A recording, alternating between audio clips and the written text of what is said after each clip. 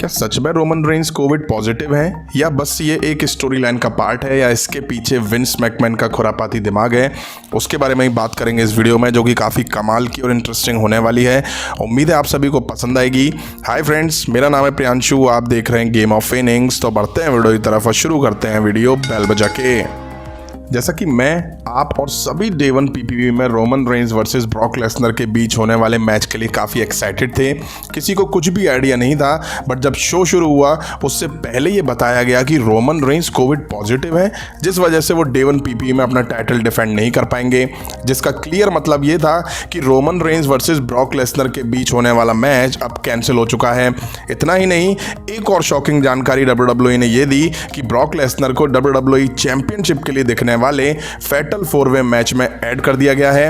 अब सब कुछ नॉर्मल था। मेन इवेंट से पहले जितने भी मैचेस दिखे सब नॉर्मल थे, जिसमें कुछ भी बड़ा सरप्राइज देखने को नहीं मिला था। अब साल 2022 का पहला पीपीवी फीका फीका सा लग रहा था, बट मेन इवेंट में जो हुआ उसके बाद फैंस को हिला डाला, शॉक दे दिया, क्योंकि ब्रॉक लेसनर जो शो में कुछ टाइम पहले इस मैच में ऐड हुए थे वो डब्ल्यूडब्ल्यूई चैंपियन बन चुके थे।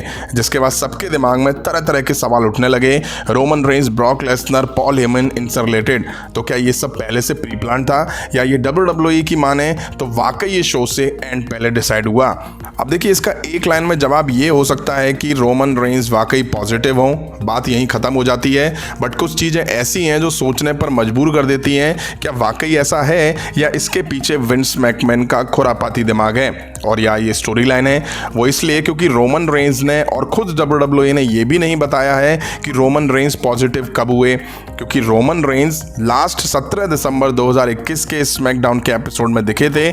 उसके बाद वो ब्रांड शो और लाइव इवेंट्स दोनों में नहीं दिखाई दिए हैं। अब डे वन पीपीवी में जो इतना बड़ा चेंज हुआ है कि डब्ल्यूडब्ल्यूई ने ब्रॉक लेसनर को डब्ल्यूडब्ल्यूई चैंपियन बना दिया, तो ऐसा करने से पहले डब्ल्यूडब्ल्यूई ने प्रॉपर सोचने का टाइम लिया होगा, प्लानिंग हुई होगी, तभी ऐसा करा है। ऐसा नहीं कि शो से एंड पहले ये प्लान बना हो कि चलो भाई ब्रॉक लेसनर को चैंपियन बना देते हैं।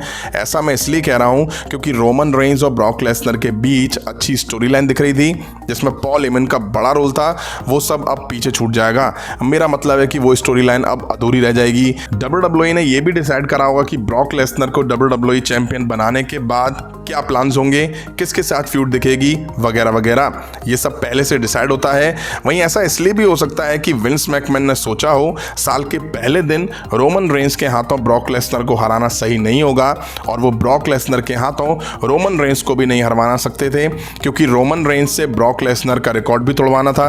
अगर डब्ल्यूडब्ल्यूई चाहती तो इतने बड़े चेंजेस करने से अच्छा रोमन रेंस के रिकवर होने का वेट करती और फिर इन दोनों की फ्यूड कंटिन्यू करती, बट ऐसा नहीं करा गया। रीजन साफ है, ब्रॉक लेसनर अब रॉ ब्रांड में सेपरेट फ्यूड में दिखाई देंगे और रोमन रेंस स्मैकडाउन ब्रांड में सेपरेट फ्यूड में दिखाई देंगे।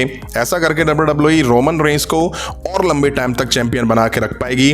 अगर हम एक बार को मान लें कि डे वन पीपीवी में Roman Reigns versus Brock Lesnar का मैच कैंसिल नहीं होता, तो पूरे पीपीवी में आप खुद सोचिए कुछ भी शॉकिंग और सरप्राइज नहीं होता, क्योंकि सबको पता था रोमन रेंस ब्रॉक लेसनर के खिलाफ टाइटल नहीं हारने वाले हैं, और डब्ल्यूडब्ल्यूई शायद नहीं चाह रही थी कि ब्रॉक लेसनर की एक और हार देखने को मिले, क्योंकि वो भी बड़े सुपरस्टार हैं। और वो कितने बड़े सुपरस्टार हैं इस बात का अंदाजा आपको इस बात से लग ही जाएगा, जो कि डे वन पीपीवी के मेन इवेंट में देखने को मिला।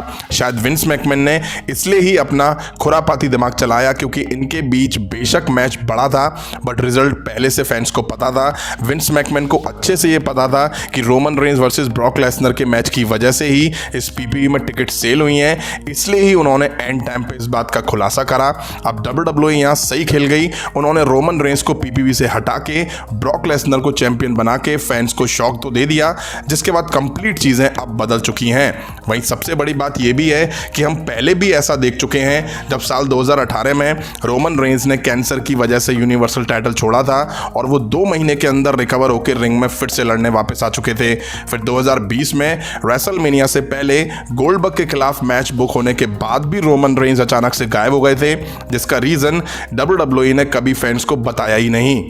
अब जब फ्यूड के लिए स्टोरी लाइन लिखी जाती है तो उनको लिखने में टाइम लगता है, रातों रात ये तैयार नहीं हो जाती हैं। इसलिए इस तरह के र्यूमर सर्कुलेट है कि इसके पीछे विंस मैकमैन का ही दिमाग है। अब सब चीज़ें फैंस को पहले से बता के करते तो कुछ भी शॉकिंग और सरप्राइज नहीं रहता। कुल मिला के रेसलमेनिया के लिए काफ़ी कुछ बदल चुका है, उसके बारे में किसी और वीडियो में बात करेंगे। वहीं कहा तो ये भी जा रहा है कि ड्राफ्ट के बाद जब ब्रॉक लेसनर को एक फ्री एजेंट बनाया गया, वो इसी दिन के लिए बनाया गया था। अब देखते हैं रोमन रेंस कब तक रिकवर होकर वापसी करते हैं, क्योंकि सैथ रॉलिंस तो 5-6 दिन में रिकवर होकर रिंग में लड़ते हुए दिखाई दे गए। वैसे आपका क्या मानना है, कमेंट करके जरूर बताइएगा। अभी की वीडियो में इतना ही। पसंद आए तो लाइक और शेयर करें और इस तरह के इंटरेस्टिंग अपडेट्स के लिए चैनल को सब्सक्राइब करें, बेल आइकन को प्रेस करें। मिलता हूं नेक्स्ट वीडियो में। Thank you.